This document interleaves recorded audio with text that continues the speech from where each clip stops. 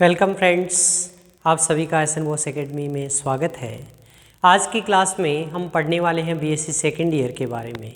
और कौन सा टॉपिक पढ़ेंगे तो आज हम जो बीएससी का थर्ड पेपर है, सेकेंड ईयर का थर्ड पेपर, और उसका नाम क्या है? थर्ड पेपर कौन सा? Electronics and semiconductor devices. Electronics and semiconductor devices.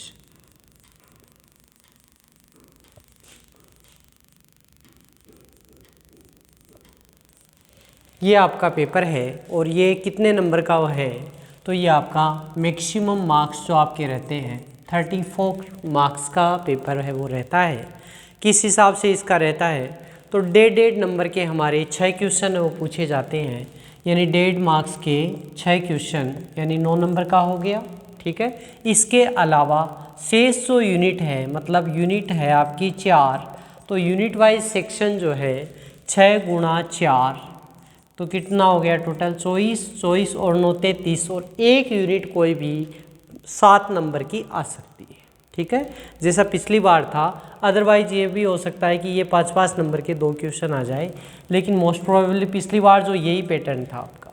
ठीक है ना, लेकिन इस बार और पिछली बार में डिफरेंस है। जैसे हमने पिछले पेपर में कहा था, डिस्कशन किया था कि जो पेपर है वो इस बार कंप्लीट आने वाला है। कोरोना का इस पर कोई भी इफेक्ट नहीं होगा। आपको यूनिट वाइज 2-2 पार्ट दिए जाएंगे, तो उनमें से एक पार्ट को आपको करना रहेगा। इस वीडियो को देखने के बाद में इलेक्ट्रॉनिक्स जैसी जटिल जो सब्जेक्ट है वो भी आपको बहुत इजी लगने लगेगी, और आपकी स्कोरिंग है। मैं चाहता हूँ कि इस वीडियो को कवर करने के बाद में मिनिमम 30 नंबर आपके आने चाहिए, ये स्कोर आपका रहना चाहिए। ठीक है ना, तो अंत तक वीडियो में बने रहें इसके लिए, और इसको लाइक, शेयर और सब्सक्राइब करें, ताकि आपके अन्य दोस्तों को भी इससे बेनिफिट है वो मिलता रहे। अब हम पढ़ने वाले हैं इसमें यूनिट फर्स्ट के बारे में। तो यूनिट फर्स्ट है, उसके 3 पार्ट हैं। पहला जो पार्ट है उसके अंदर किरचॉफ के वोल्टता के नियम है, जेड प्राचल, एच प्राचल, टी पाई रूपांतरण, ये सारा पार्ट आता है।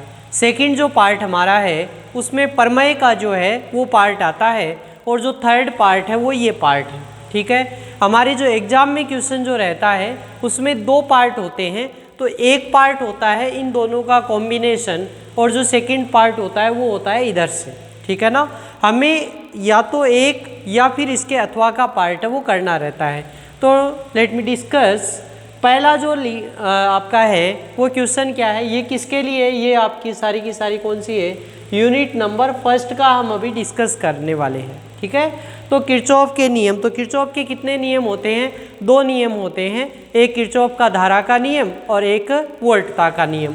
ठीक है, ये आपका एक क्वेश्चन हो गया। कितने नंबर का है ये? 1.5 नंबर का क्वेश्चन है, ये पूछा जाता है। ठीक है, सेकंड जो क्वेश्चन है मिलर प्रमेय, 1.5 नंबर में मैक्सिमम टाइम पूछी जाने वाली प्रमेय है। थर्ड जो क्वेश्चन है जेड और एच प्राचलों में संबंध, ये भी आपका 1.5 नंबर के हिसाब से आपको तैयार करना है।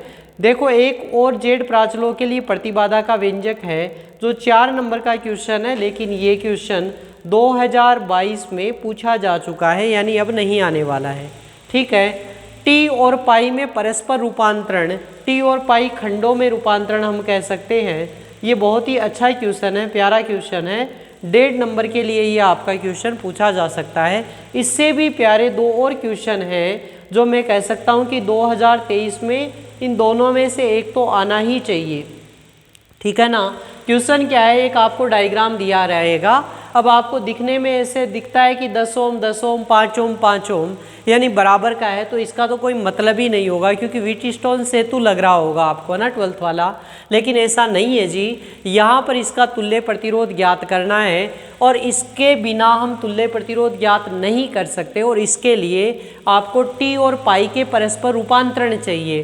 तो परस्पर रूपांतरण आप किस में ज्ञात करोगे? इसके अंदर, यानी ये एक से भुजा है, ये कहाँ चली जाएगी? तुम्हारी बाहर चली जाएगी, यानी ये पाई है, तो इसका अपने को क्या बनाना पड़ेगा? टी बनाना पड़ेगा। ठीक है, उसके बाद में तो बहुत आसान है, लेकिन ये बहुत बार पूछा हुआ क्वेश्चन आपका है। सपोज ये क्वेश्चन नहीं आया तो फिर सेकंड क्वेश्चन क्या आ जाएगा, ये वाला क्वेश्चन आएगा। अब देखो इसमें धारा IG के मान को पूछा है। यहाँ पर कोई भी वोल्टेज सप्लाई आपको दी हुई रहेगी, जैसे 2 वोल्ट यहाँ पर दे दिया। अब इसमें से मैं कहता हूँ कि मेरे पास में धारा टोटल कितनी आई, I आ गई, ठीक है। अब इस I में से I1 धारा है वो इधर चली गई, ठीक है, और इसमें से IG धारा है वो किस इधर चली गई, इधर, ठीक है। अब इस I1 का I1 और IG यहाँ पर इसमें से कुछ मान है वो आ जाएगा। यहाँ पर कितना आया, I और I1, ठीक है ना। तो इस प्रकार से आपको इसको सॉल्व करना है इसके अंदर भी, लेकिन इसके अंदर ये रूपांतरण नहीं लगेगा आपका। पहले धारा IG का व्यंजक प्राप्त करना है। तो ये आपका डायरेक्ट क्वेश्चन है, सॉल्व क्वेश्चन का, बहुत ही प्यारा क्वेश्चन है, आपको देखना ही चाहिए। 100% कह सकता हूँ मैं कि इन दोनों में से एक क्वेश्चन आपको निश्चित रूप से मिल ही जाएगा, ठीक है ना, एग्जाम पेपर 2023 के लिए। अभी अधिकतम शक्ति संचरण प्रमेय ये आपकी 2022 में पूछी हुई प्रमेय है, 2022 में ये पूछी थी, तो इसको हम स्किप भी कर दे मान लो। लेकिन अधिकतम शक्ति संचरण प्रमेय क्या होती है, ये 1.5 नंबर का क्वेश्चन तो तुम्हारा आ ही सकता है। थेवेनिन प्रमेय क्या होती है, पारस्परिकता प्रमेय क्या होती है, इस प्रकार से 1.5 नंबर में इसका कथन पूछा जा सकता है। अगर बड़ा क्वेश्चन रह गया तो मैं कहूँगा कि एक क्वेश्चन तो इन दोनों में से आ जाएगा और एक क्वेश्चन आपकी प्रमेय देगी 4 नंबर का। इसके अंदर थेवेनिन हम कह सकते हैं कि लगभग हर बार पूछा जाने वाला क्वेश्चन है। पता नहीं एग्जामिनर ने 2022 में क्यों नहीं पूछा इसको, फिर भी 2023 के लिए हमारा मोस्ट क्वेश्चन है। तो या तो थेवेनिन या फिर नॉर्टन के चांस है वो कम रहते हैं, इस पर न्यूमेरिकल पूछा जाता है। पारस्परिकता भी बहुत अच्छी प्रमेय है, अपने को देख लेना चाहिए। तो ये हमारा प्रमेय का पार्ट है वो कंप्लीट हो गया, यानी इस यूनिट से 3 नंबर का एक क्वेश्चन ये हो गया। हो सकता है कि ये प्रमेय है वो 4 नंबर में दे दे या फिर तो 3 नंबर में दे ही सकता है, ठीक है। तो इसको आप तैयार करें। ये अपने को किसको तैयार करना है, एक तो थेवेनिन, नॉर्टन और पारस्परिकता प्रमेय, इन तीनों में से एक प्रमेय आपकी मिल ही जाएगी 2023 के लिए। और कितने मार्क्स की मिलेगी, 4 मार्क्स की ये प्रमेय है वो मिलने वाली है। तो इनको आप बहुत ही अच्छे तरीके से तैयार करें, ठीक है। ये आप इसको देखें और अपने चैनल के अंदर थेवेनिन प्रमेय है वो मेरी समझाई हुई भी है, तो उसको आप देख सकते हैं, ठीक है। ये आपका एक पार्ट कंप्लीट हो गया, यानी इतना पढ़ लेंगे तो काम चल जाएगा। इसका एक क्वेश्चन आपको मिल ही जाएगा, ठीक है ना। ये हो गया। इसके बाद में मान लो किसी बच्चे को इसमें दिक्कत होती है, ये नहीं तैयार होता है, तो वो इसके बी पार्ट में चला जाए। बी पार्ट में देख सकते हैं आप कि यहाँ पर मात्र 1, 2, 3 और 4 ही क्वेश्चन हैं, ठीक है। इसमें से भी अवक्षय परत का निर्माण है, ये तो 1.5 नंबर का क्वेश्चन है तुम्हारा, ठीक है। और डायोड के निवेशी और निर्गत अभिलाक्षणिकों वक्र को समझाइए, ऐसा क्वेश्चन भी पूछा जा सकता है। इसके अलावा क्या होगा, अपवाय धारा और विसरण धारा का व्यंजक, बहुत प्यारा क्वेश्चन है, लेकिन करें क्या, 2022 में एग्जामिनर ने इसको पूछ लिया, इसलिए इसकी प्रायोरिटी है, प्रोबेबिलिटी है वो 80% कम हो गई, ठीक है। तो बच गया कौन सा, ये क्वेश्चन बच ही गया 2023 के लिए हमारे पास में। पीएन संधि डायोड में धारा का मान ये होता है, ठीक है। या तो ये पूछा जाएगा, सपोज कई बार ये नहीं पूछा जाता तो विभव रोधिका पर विभव का व्यंजक है वो ये होता है, ये पूछ लिया जाता है। तो इनमें से आपको एक पूछ लिया जाएगा, 90% चांसेज है वो इसके हैं, ठीक है। और फिर भी भूला बिसरा मान लो ये नहीं पूछा, तो फिर पीएन संधि डायोड पर धारिता का प्रभाव समझाइए, यानी जो पीएन संधि होती है। अब देखो पीएन संधि तो तुम्हें पता ही होगी ना, मैं समझता हूँ कि आपने इलेक्ट्रॉनिक्स बहुत बढ़िया तरीके से पढ़ रखी है। तो इसमें पी टाइप और एन टाइप मटेरियल होता है, एक तरफ पी टाइप और एक तरफ कौन होता है, एन टाइप मटेरियल होता है, ठीक है। और आप इसको व्यक्त भी करते हैं, डायोड को इस प्रकार से व्यक्त करते हैं। आपके प्रैक्टिकल्स में भी क्वेश्चन है वो पूछा गया होगा। तो पीएन डायोड कैसे सिंबल होता है इसका, ठीक है ना, इस प्रकार से ये अपना पीएन डायोड होता है, ये पी टाइप और ये एन टाइप, ओके। अब इसके लिए ये देखो इसकी 2 प्लेटें, ये पी प्रभाग और ये एन प्रभाग, ये बिहेव कैसे करते हैं, जैसे कैपेसिटर की 2 प्लेटें होती है। कैपेसिटर कैसा होता है, इस प्रकार होता है, और उसके अंदर क्या भरा होता है, आपका परावैद्युत माध्यम है वो भरा रहता है, ये चालक प्लेटें रहती है। ओके, तो यहाँ पर P है वो भी एक चालक प्लेट के समान बिहेव करता है और N है वो भी कैसे करता है, चालक प्लेट के समान बिहेव करता है। और बड़ा ही इंटरेस्टिंग है कि PN डायोड है उसको हम कैपेसिटर के हिसाब से शो कर सकते हैं। तो ये इसके अंदर हम देखते हैं और ये भी तुम्हारा कितने नंबर का क्वेश्चन है, 4 नंबर या 3 नंबर में ये क्वेश्चन पूछा जाएगा। ठीक है, तो एक तो इसका पार्ट हो गया और एक इसका पार्ट हो गया। अगर इसमें प्रमेय नहीं पूछी जाती है सपोज, तो भी इस पर थेवेनिन और नॉर्टन पर न्यूमेरिकल आपको देख लेने चाहिए। ठीक है, तो ये हमारी फर्स्ट यूनिट है, ये कंप्लीट हो गई और ये हमें कितने नंबर देगी, तो एक तो मिनिमम 1.5 नंबर का फर्स्ट वो देगी, तो 1.5 नंबर तो होने ही है, कंपलसरी है। इसके अलावा 6 नंबर ये और देगी, यानी 7.5 नंबर का मटेरियल है वो आपका तैयार हो चुका है। और इसमें से आप इधर वाला पोर्शन तैयार कर लो या फिर इधर वाला पोर्शन तैयार कर लो। छोटे क्वेश्चन के लिए कोई भी बाउंडिंग नहीं होती है, वो कहीं से भी आ सकता है। ठीक है, ये हमारी कौन सी हो गई, यूनिट नंबर फर्स्ट। अब हम डिस्कस करने वाले हैं यूनिट नंबर सेकंड के बारे में। तो यूनिट नंबर जो सेकंड है, अच्छा आपको मिनिमम है ना 2 यूनिट तो तैयार करनी ही पड़ेगी, क्योंकि मैक्सिमम कितना है भाई, मिनिमम जो पासिंग मार्क्स है वो आपको 12 चाहिए और 2 यूनिट आप तैयार कर लेते हैं तो आपको करीबन 7.5 यानी 15 और 1 नंबर 16 नंबर का मटेरियल है वो आपका तैयार हो जाता है। तो 16 में से आराम से आप 12 नंबर का स्कोर दो, हंसते हंसते ही कवर कर जाएंगे।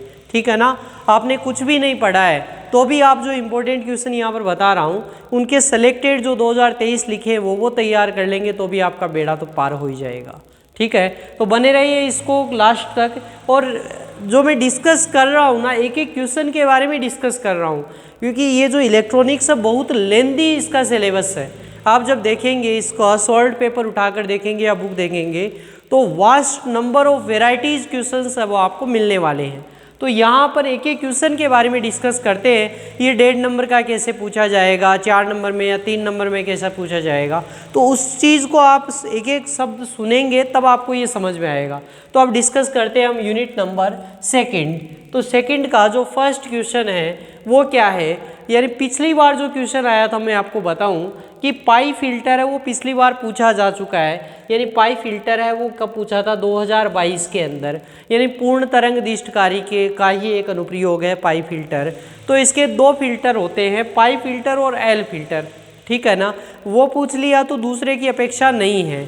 अब इसमें एक जो इम्पोर्टेंट क्वेश्चन बन रहा है आपका वो है अर्ध तरंग दिष्टकारी का परिपथ चित्र खींचिए और इसकी कार्य प्रणाली समझाइए। ऐसा भी इसमें पूछा जा सकता है, परिपथ चित्र खींचिए और कार्य प्रणाली है वो समझाइए। इसके अलावा दिष्टकारी की दक्षता और उर्मिका गुणांक का व्यंजक प्राप्त कीजिए। ये आप जब बुक में देखोगे तो इसमें बहुत सारी वैल्यूज़ है, जैसे इसके अंदर IRMS है वो ज्ञात करनी होती है, I एवरेज है वो ज्ञात करनी होती है। कई सारी क्वेश्चंस है वो रहते हैं, लेकिन मोस्ट प्रोबेबली मैक्सिमम टाइम जो पूछा जाता है, एक तो दिष्टकारी की दक्षता पूछी जाती है और एक उर्मिका गुणांक का व्यंजक पूछा जाता है। और जब ये दोनों व्यंजक पूछे जाते हैं तो इनको ज्ञात करने की आवश्यकता नहीं रहती है। ठीक है ना, इनको आप ना भी ज्ञात करें तो भी आपका क्वेश्चन सही होगा। दक्षता ईटा है और उर्मिका गुणांक को आर के द्वारा हम व्यक्त करते हैं। उर्मिका गुणांक क्या है कि अपने को फिल्टर है भाई पाई, ये जो डायोड लगाते हैं तो उसके बाद में 1 वे मिलता है, यानी दिष्ट वोल्टता दिष्ट धारा मिलती है, लेकिन उसके अंदर एसी का एक पार्ट बच जाता है। इस कारण हम कहते हैं कि भाई वो बच गया ना, वो क्या है, उर्मिका गुणांक। ठीक है ना, तो ये आप पढ़ेंगे तो आपको पता चल जाएगा। बहुत ही प्यारा क्वेश्चन है, मुझे लगता है ये 2023 में पूछेगा ही। ठीक है ना, अच्छा अर्ध तरंग दिष्टकारी नहीं पूछा तो फिर क्या पूछेगा, इसका एक और भाई है उसका नाम है पूर्ण तरंग दिष्टकारी। ठीक है ना, तो इन दोनों में से एक क्वेश्चन को आप 100% आएगा ही। सपोज नहीं आया तो अगर ये नहीं आया तो इस पर न्यूमेरिकल है वो पूछ लिया जाएगा। यानी इन दोनों क्वेश्चन को अपने को तैयार करना है, इसके साथ में इसका क्या तैयार करना है, न्यूमेरिकल पोर्शन भी तैयार करना है। और अगर न्यूमेरिकल पूछेगा तो उसमें 100% वो IRMS, आई एवरेज और आर और ईटा, ये चारों चीज़ें वो पूछने वाला है। तो आप इसको बहुत ही बढ़िया तरीके से तैयार कर लें। मैं कह सकता हूँ कि ये 2023 का आपका क्वेश्चन अगर आपने कर लिया ना तो आपको 3 नंबर या 4 नंबर ये दे ही देगा। लेकिन दोनों करने, अर्ध तरंग और पूर्ण तरंग, और डिफरेंस ध्यान रखना कि क्या होता है, क्योंकि अर्ध तरंग जैसे वेव ये मिलती है ना, ये अगर हमारे पास में इनिशियल वेव है तो इसका आउटपुट कैसा होगा। अगर अर्ध तरंग है तो इसका केवल ये नीचे वाला ये सिग्नल कट हो जाता है, केवल इतना ही मिलता है, ये मिल गया और इसके बाद में ये वापस मिलता है, ठीक है ना, यानी नीचे वाला डैमेज हो जाता है। जबकि पूर्ण तरंग होता है वो क्या करता है, ये किसके लिए था, तुम्हारा अर्ध तरंग, ठीक है ना, और ये पूर्ण तरंग होगा तो क्या होगा, पूर्ण तरंग में कंडीशन इस प्रकार से होती है, यानी नीचे वाला भी अपोजिट हो जाता है, तो ये पूर्ण तरंग का फर्क रहता है। तो आई होप आपको ये समझ में आ गया होगा, ये बेसिक सा मैंने बता दिया, आपको इंटरेस्ट क्रिएट होगा तो अब आप ये क्वेश्चन तैयार अच्छे से कर सकेंगे, ठीक है। इसी का जो दूसरा पार्ट है, दूसरा क्वेश्चन जो रहता है, उभयनिष्ठ उत्सर्जक विन्यास के लिए निवेशी और निर्गत अभिलाक्षणिक वक्र खींचिए। यह भी बहुत शानदार क्वेश्चन है, लेकिन ये 2022 में पूछ लिया, अगले ने एग्जामिनर ने 2022 में पूछ लिया, तो फिर क्या होगा, तो फिर बच गया क्या, उभयनिष्ठ आधार विन्यास और एक और है उभयनिष्ठ संग्राहक विन्यास, ठीक है ना। ये क्वेश्चन भी पूछा जा सकता है, उभयनिष्ठ आधार विन्यास और उभयनिष्ठ संग्राहक विन्यास के लिए भी निवेशी और निर्गत अभिलाक्षणिक वक्र है वो पूछ सकता है।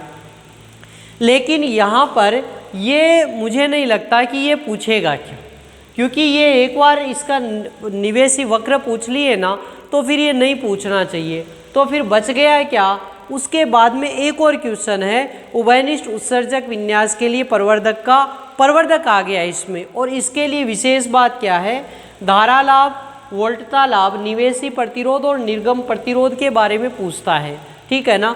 तो ये मुझे लगता है कि इस बार इसको पूछना चाहिए, यानी एग्जाम 2023 का सेकंड क्वेश्चन कौन हो गया तुम्हारा, ये वाला हो गया, ठीक है। अगर ये उभयनिष्ठ उत्सर्जक, अच्छा दो भाई हैं जिनमें कोई भी ज़्यादा डिफरेंस नहीं होता, एक का कान थोड़ा छोटा है और एक का कान थोड़ा सा बड़ा है, बस इतना सा डिफरेंस है, ऐसा ही मान लीजिए, क्योंकि दो हमारे पास में एक तो उभयनिष्ठ आधार विन्यास है और एक उभयनिष्ठ उत्सर्जक विन्यास है। जब वोल्टता लाभ ज्ञात करते हैं तो हम कहते हैं ए बी, अगर आधार विन्यास है तो उसको बी लगा देते हैं, और अगर उत्सर्जक विन्यास है तो उसको ई लगा देते हैं, बस इतना ही डिफरेंस है। यानी उभयनिष्ठ आधार विन्यास और उभयनिष्ठ उत्सर्जक विन्यास, इन दोनों में कोई भी डिफरेंस है ही नहीं, ठीक है ना, बहुत ही सिमिलर है। तो आपके ये दोनों क्वेश्चन उत्सर्जक विन्यास और आधार विन्यास, ये दोनों के दोनों साथ में हो जाएंगे। संग्राहक विन्यास है वो थोड़ा अलग होता है, एग्जामिनर पूछ भी सकता है नहीं भी पूछ सकता है कांट से, ओके। तो ये आपका कौन सा हो गया, इधर का पार्ट हो गया। दो बड़े क्वेश्चन चाहिए थे हमें, तो एक अर्ध तरंग से मिल गया, दूसरा कहाँ से मिल गया, यहाँ से मिल गया, ठीक है ना। तो ये अपन कह सकते हैं कि इसका एक पार्ट है वो तुम्हारा कंप्लीट हो गया। अच्छा, इसमें शॉर्ट क्वेश्चन कोई बना क्या, शॉर्ट क्वेश्चन एक है जैसे अल्फा और बीटा में संबंध, ये पूछ लिया जाता है आपको बहुत बार। क्वेश्चन क्या है, अल्फा और बीटा में संबंध ज्ञात करो, अल्फा व बीटा में संबंध, ठीक है। या इस पर बेस्ड न्यूमेरिकल भी बहुत बार पूछा जाता है, इस पर न्यूमेरिकल, और क्या पूछता है, इसकी संग्राहक धारा या आधार धारा के बारे में पूछता है। तो ये आप देख लेंगे किसके हिसाब से, डेढ़ नंबर के हिसाब से, ओके। तो हो गए 3 3 6 और 1.5, 7.5 नंबर कंप्लीट हो गए ना आपके, ओके।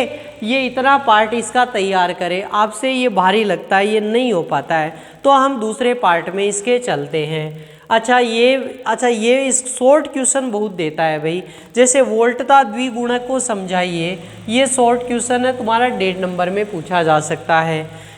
जीनर डायोड के बारे में पूछ सकता है, ये भी कितना, एक तो इसके वोल्टता स्थायीकरण के बारे में पूछ सकता है, ठीक है ना, क्योंकि जो जीनर डायोड जब आप इसका ये अभिलाक्षणिक वक्र बनाते हैं ना, तो ये किसके अंदर काम करता है पता होगा आपको, निर्गत के अंदर, यानी रिवर्स के अंदर ये काम करता है।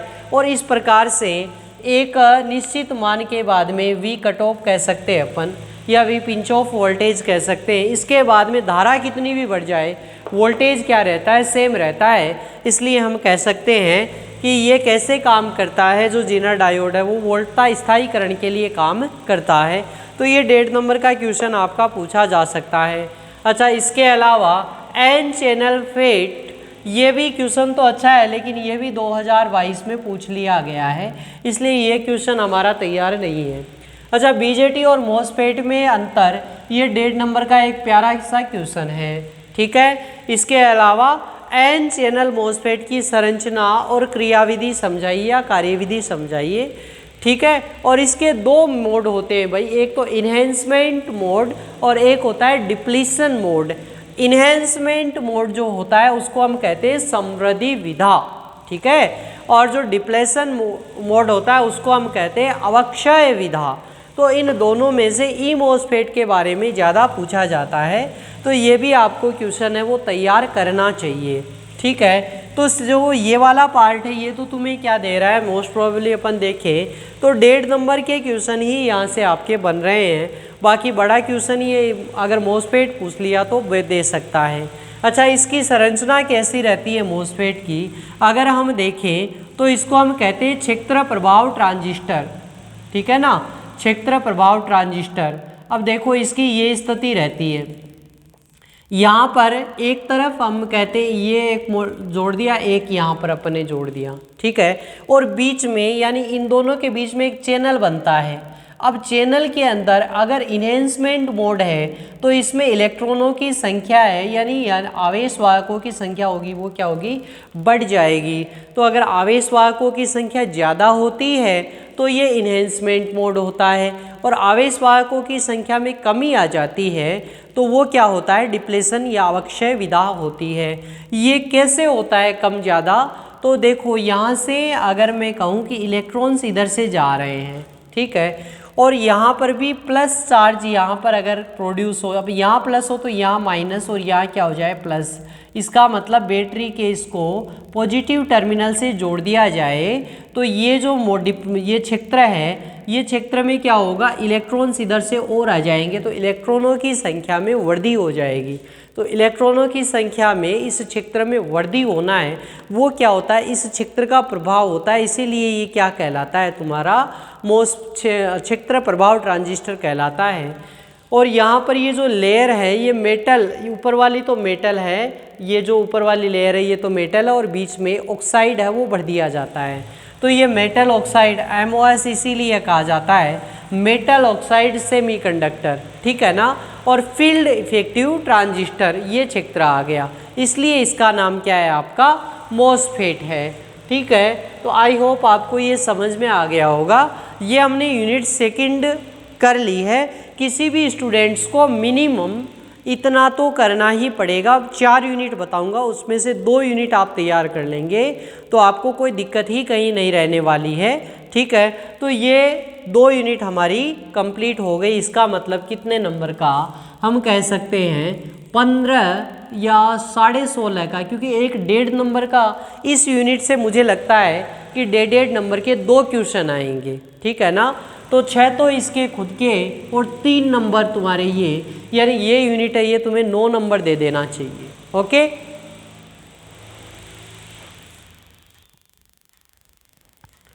Now we will discuss about unit number third unit है, उसके बारे में हम बातचीत करने वाले हैं। और ये भी कितने नंबर देगी आपको, 7.5 नंबर देगी। बहुत ध्यान से इस यूनिट को आप सुनेंगे। इसके अंदर मैं पहले आपको शॉर्ट क्वेश्चंस के बारे में बता देता हूँ। तो इसमें जो पुनर्निवेश की जो क्रिया है वो होती है। पुनर्निवेश का मतलब क्या है, देखो यहाँ पर कि हमारे पास में कोई प्रवर्धक है। प्रवर्धक का मतलब तो समझते होंगे शायद आप, कि मान लीजिए मैंने जो भी इसको दिया, इसने क्या किया, उस सिग्नल को बढ़ा कर दे दिया। जैसे VI दिया इसको, तो ये क्या देता है, V आउटपुट देता है। लेकिन V आउट हमेशा क्या रहेगा, V out is equal to AVI and A is greater than 1। Okay, तो इस कंडीशन में क्या होगी कि इसका आउटपुट होगा वो इनपुट से ज़्यादा होगा। तो ये क्या कहलाता है, तुम्हारा पुनर्निवेश कहलाता है। ये क्या कहलाता है, तुम्हारा प्रवर्धक कहलाता है। यानी सिग्नल को इम्प्लीमेंट बढ़ा कर देता है तो वो क्या होता है आपका प्रवर्धक होता है। अब इस प्रवर्धक का अगर मैं आउटपुट वापस क्या करूँ, इसको इनपुट में दे दूँ, यानी आउटपुट वी आउटपुट मिल रहा है, इसको आपने कहाँ पर दे दिया, इनपुट के अंदर यहाँ पर दे दिया, ठीक, और एक समर लगा दिया हमने यहाँ पर। तो ये इनपुट यानी बीटा ये वापस क्या हो गया, इसमें ऐड हो गया, तो यहाँ पर अपने को क्या मिल जाएगा, वी आई डेस मिल जाएगा। और वी आई डेस, तो वी आई डेस की वैल्यू क्या होगी, V I plus beta V naught और बीटा वी नोट और बीटा वी नोट की वैल्यू क्या है, ए वी आई। ओके, तो ये हम यहाँ पर काम में ले सकते हैं, ये डिफरेंस आ जाता है। ये जो प्रक्रिया है ये क्या कहलाती है, तुम्हारी पुनर्निवेश कहलाती है। समझ में आ गया होगा।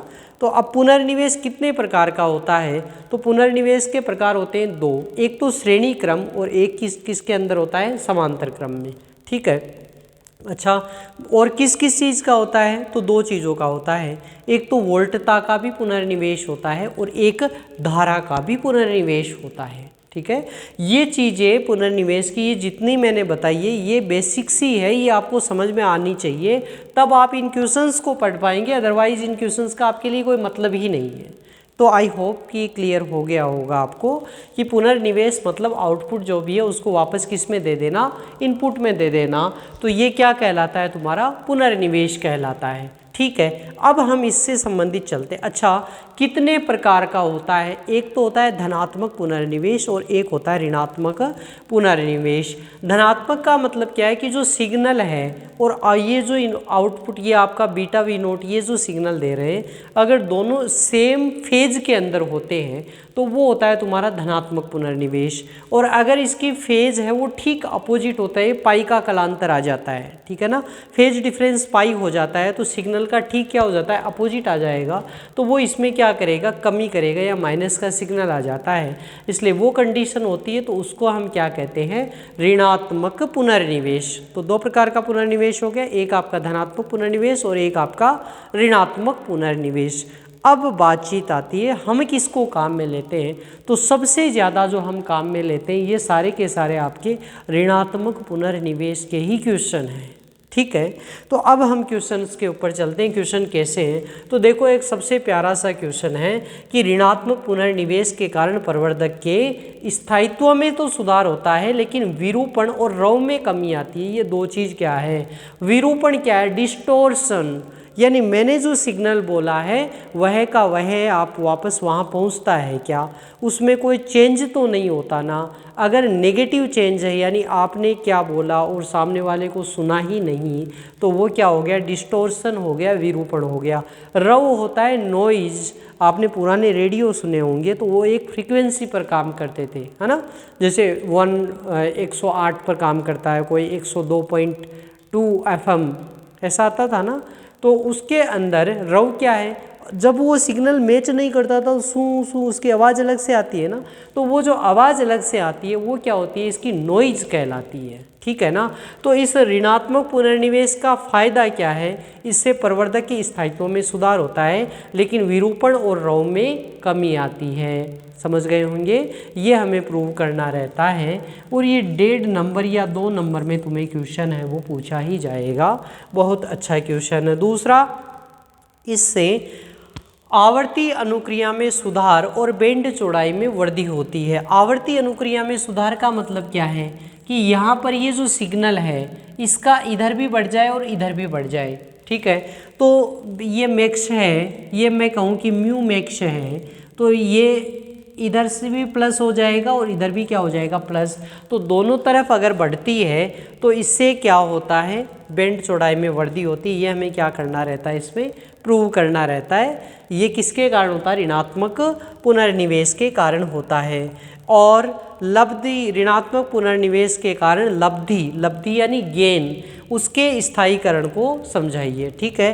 तीनों ही बहुत ही अच्छे क्वेश्चन हैं और तीनों में से मैं तो कहता हूँ कि 2023 में तुम्हें 2 मिल जाने चाहिए, ठीक है ना, शॉर्ट क्वेश्चन इससे मिल ही जाना चाहिए। एक और क्वेश्चन रहता है नियत बायशीकरण का, वो आपका एक क्वेश्चन और हो गया। तो ये चारों तो आपके क्या हो गए, शॉर्ट क्वेश्चन हो गए, ओके। अब हम चलते हैं बड़े क्वेश्चंस के ऊपर, क्योंकि हमारे 6 नंबर है वो बड़े क्वेश्चन वो इंगेज करेंगे ना आपको, तो उसमें सबसे अच्छा जो क्वेश्चन है वो है आरसी युग्मित ट्रांजिस्टर प्रवर्धक। ठीक है, आरसी युग्मित ट्रांजिस्टर प्रवर्धक है, उसका परिपथ चित्र बनाइए और मध्य आवर्ती परास में वोल्टता लब्धि का व्यंजक प्राप्त कीजिए। वोल्टता लब्धि, लब्धि मतलब गेन है ना, वोल्टेज गेन का प्राप्त कीजिए। तो इसके 3 परास है भाई, ये मध्य आवर्ती परास, न्यून आवर्ती परास और उच्च आवर्ती परास।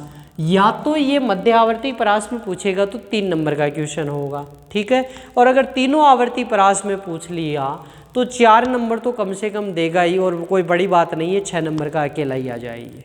ठीक है ना। एक इसका क्वेश्चन है, इसका आवर्ती अनुक्रिया वक्र या आवर्ती अनुक्रिया वक्र तुम्हारे 1.5 नंबर में भी पूछा जा सकता है, इसके वक्र को समझाइए। ठीक है ना, बहुत आसान है, इस प्रकार का वक्र होता है तुम्हारा, ये मध्य आवर्ती परास, ये न्यून और ये उच्च।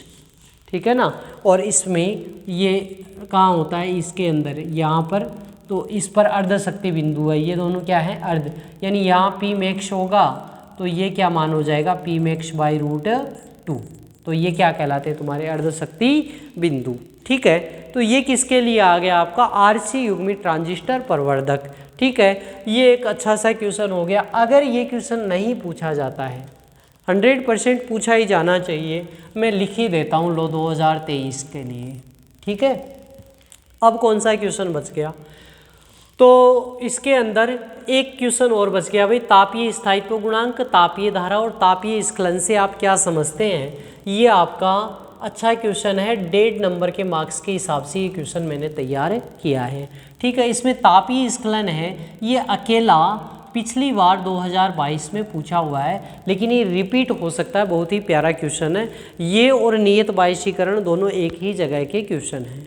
ठीक है, फिर कौन सा है, उत्सर्जक अनुगामी प्रवर्धक परिपथ, या तो ये पूछा जाएगा, नहीं तो वोल्टता पुनर्निवेश श्रेणी निवेश परिपथ। देखो मैंने यहाँ समझाया था तुम्हें, किसका पुनर्निवेश हो रहा है, वोल्टता का, किस क्रम में हो रहा है, श्रेणी क्रम में निवेश हो रहा है, श्रेणी निवेश परिपथ यानी पुनर्निवेश हो रहा है वोल्टता का, और कौन से क्रम में, श्रेणी क्रम में, उसके लिए ये काम में लिया जाता है। तो परिपथ चित्र, और इसके लिए पूछा क्या जाता है आपका, वोल्टेज गेन, निवेशी और निर्गम यानी इनपुट एंड आउटपुट रेजिस्टेंस, ये आपको पूछा जाता है। बहुत ही क्वेश्चन बहुत बढ़िया है, 2023 के लिए मैं कह सकता हूँ कि ये आपको पूछा ही जाना चाहिए। इस यूनिट में मैंने जितने क्वेश्चन लिखे हैं, 2022 वाले क्वेश्चन स्किप कर दिए मैंने पहले से ही। ठीक है, तो और दूसरे और 2 और हैं भाई, स्थिर बायस प्रवर्धक भी कई बार पूछ लिया जाता है, इसमें वोल्टता का ही पुनर्निवेश है, लेकिन पार्श्वपथ, पार्श्वपथ मतलब समांतर क्रम में इसका निवेश होता है। ठीक है, और तीसरा है उत्सर्जक बायस प्रवर्धक। अब उत्सर्जक बायस प्रवर्धक है, इसमें पुनर्निवेश किसका है, धारा का पुनर्निवेश होता है और श्रेणी क्रम में होता है। ठीक है, तो ये भी या तो ये या फिर ये चौथा क्वेश्चन, तो एक तो यहाँ से पूछ लिया जाएगा और एक क्वेश्चन तुम्हारा आरसी युग्मित आ जाएगा।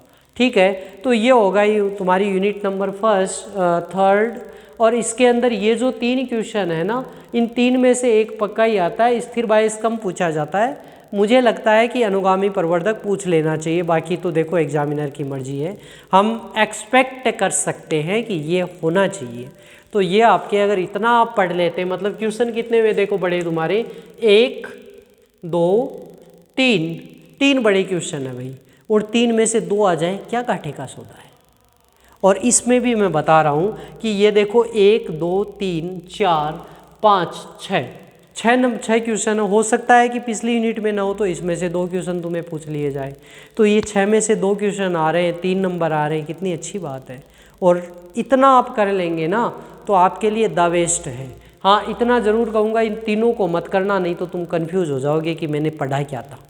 ठीक है ना, एक दिन केवल इसको पढ़ना, समझ में आ जाएगा, और दूसरे दिन इनमें से 3 में से समझ लेना कि मुझे एक ही पढ़ना है, वो ही पढ़ना। दूसरे 2 एक साथ पढ़ लिए तब तो उठोगे, तब तक नींद में सारा बराबर हो जाएगा। तो ध्यान में रखें, अच्छे क्वेश्चन हैं, लेकिन इसी हिसाब से आपको तैयार करने हैं। ये आपकी कौन सी हो गई, यूनिट नंबर 3।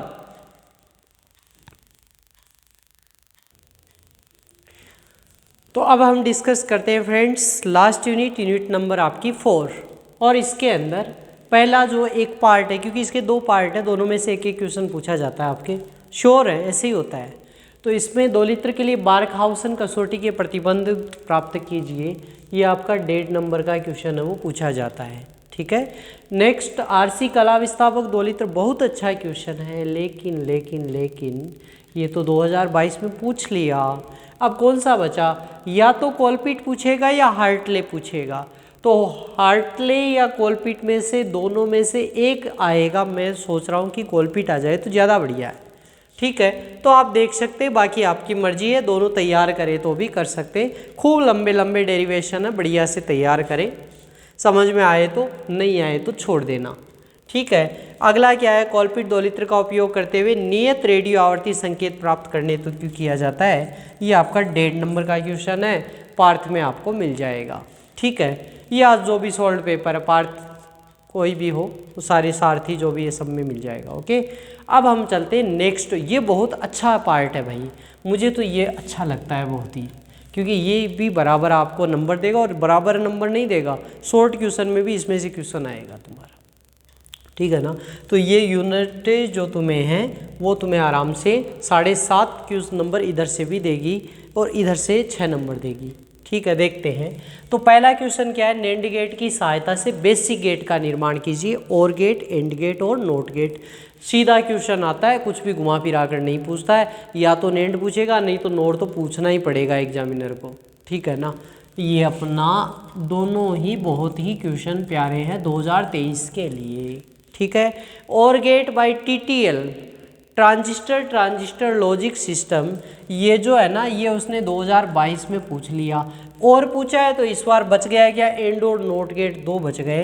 तो मुझे लगता है कि ये पूछ लेना चाहिए, या और मुझे ये लगता है कि इसकी जो DTL संरचना है ना, ये तुम्हें पूछनी चाहिए इसकी, क्योंकि बहुत बार पूछी हुई है, TTL कम पूछता है। ठीक है। अब एक क्वेश्चन इसका भी आपका मिल देगा ही, बूलियन व्यंजकों को सरल कीजिए डी मॉर्गन प्रमेय की सहायता से। तो अब देखो ए बार, ये जो XOR का सिग्नल है ना, A बार प्लस B, तो XOR क्या होता है, XOR के अंदर कंडीशन क्या है, A XOR B अगर होता है तो A bar B plus AB बार, ऐसे इसका सॉल्यूशन होता है। तो इस प्रकार से ये सॉल्यूशन करोगे तो हो जाएगा ये। ठीक है। एक की जगह ये लेंगे, B की जगह ये कंप्लीट आपको लेना पड़ेगा, तो आराम से कर सकेंगे इसकी। ये सिद्ध करना रहता है। ये क्वेश्चन 1 है तुम्हारा, ये सेकंड क्वेश्चन है, ये थर्ड क्वेश्चन है, तो तीनों आप देख लेंगे तो ये आपका पेपर कंप्लीट। अब इलेक्ट्रॉनिक्स जैसे लेंथी सब्जेक्ट को मैंने आपको बहुत ही ईजी तरीके से समझाया है। अगर आपने कुछ नहीं तैयार किया है, कोई चिंता नहीं है, आप आराम से 2 यूनिट में इम्पोर्टेंट क्वेश्चन तैयार कीजिए, और अच्छे से कर सकते हो 3 यूनिट के करो, और अगर पूरे चाहिए तो 4 यूनिट के एक एक पार्ट तैयार कर लो। मैं ये नहीं कह रहा हूँ कि इधर वाला और इधर वाला दोनों कर लो, क्योंकि एग्ज़ाम के टाइम कम है और एग्ज़ाम में आपको ज़्यादा समय मिलेगा नहीं, इसलिए आप या तो ये करो या तो ये करो।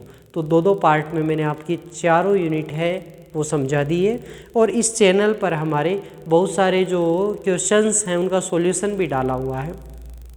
आपको फिर भी समझ में नहीं आता है, या दूसरों वीडियो के लिए अगर आपको ध्यान में आता है, तो आप उस चैनल पर कमेंट के अंदर डालेंगे तो हम विचार करेंगे उस वीडियो को बनाने के लिए। All the best for your exam.